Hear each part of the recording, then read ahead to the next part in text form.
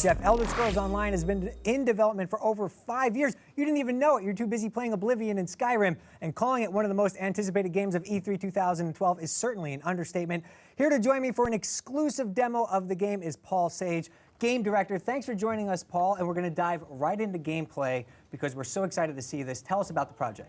So basically, the Elder Scrolls Online has been a franchise people have been familiar with for 20 years, and now you get to play it online. You get to play it with your friends, you get to play it with strangers. From the ground up, we've made it just so it's incredibly accessible, right? So you get in, we want to make sure that you can group very easily with people, so it's going to be one of the most accessible as far as socially.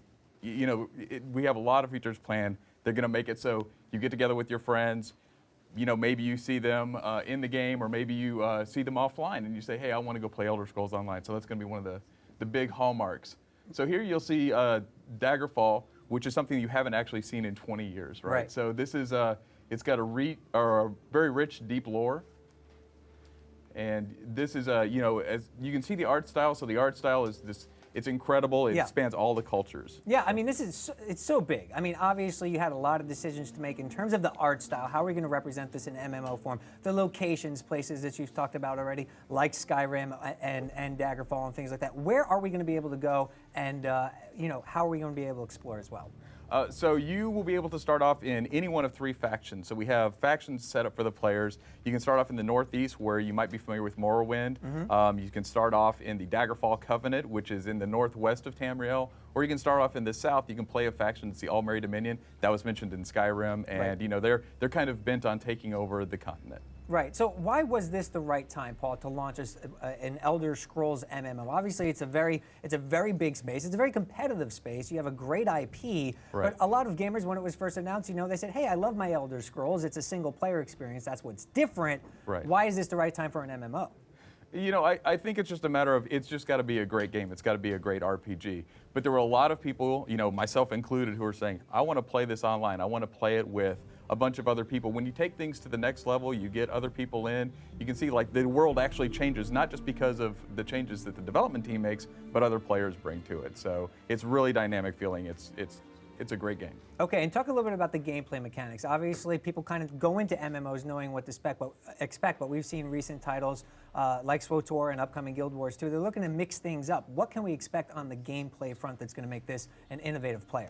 So one of the things that we've really worked hard to do was make sure that we take away a lot of the interface from the game and have you concentrate and look into the world. And so the reason we built it that way is so combat is very real-time feeling. So it feels like it's reactive, it's active. As a player, you're blocking, you're using your health, stamina, and magicka stats to really affect combat. And so when players team up, they're not just teaming up and pressing buttons over again, but they're really reacting to what's going on in the world. Obviously, a very story-driven world here we're talking about with Elder Scrolls. I mean, the amount of depth that you have to work with is phenomenal. How are you distilling all that down to an accessible experience as well?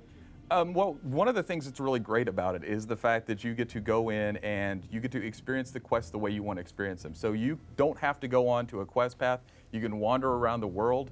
We'll actually have quests that come to you. So you'll see an NPC run over the hill. They'll grant you the quest. So you explore, basically just how you want to explore. You play the game the way you want to play the game, essentially. And you're not on rails at all. It's a great open exploration.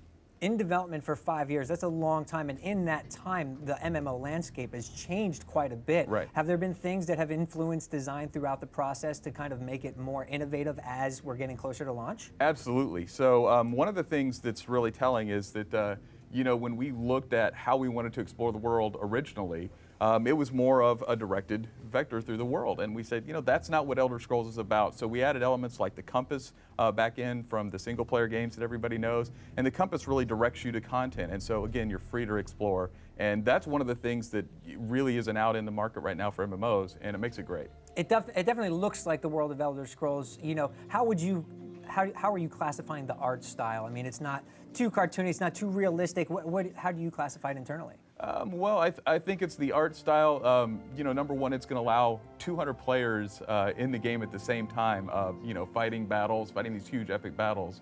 And so for me, the art style allows that while at the same time remaining. It looks gorgeous, right? So it's fantastic. All right, Paul, I have so many questions, but I'm not the only one with questions. We're going to head over to Justine right now, who has a few questions for you from our fans on Facebook and Twitter. Justine, what do you got? Oh, we have some interesting tweets, of course, as always.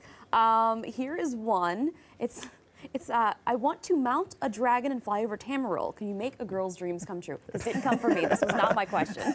Well, that's really interesting. So we don't have, the time period we're set in the second era of Tamriel, and there's no dragons actually active at this time. So we won't have dragons because we're staying true to the lore. Mm-hmm. Let's see, we have some other ones too. You guys talked about the art style. Mia Culpepper is saying it feels like it's a little departure from Skyrim. It is a slight departure from Skyrim, and the reason it is because we have so many cultures. It spans all over, the continent of Tamriel. There's Morrowind, the Dark Elves, and the High Elves, and you have to blend all of those different cultures together. And so the art style is really a mix. Just like every Elder Scrolls game has been different, we are no different from that. Yeah, I know, it looks great. All right, we have one more question here. Are Redguard considered Nedic men? Like Nords or Imperials? So Redguard actually are not Nedic men in that way, I don't believe. They actually came over to the continent of Tamriel, almost like I think they call it a regatta, that when they came over to Tamriel. So they're actually more or less imports and not the original people from the land.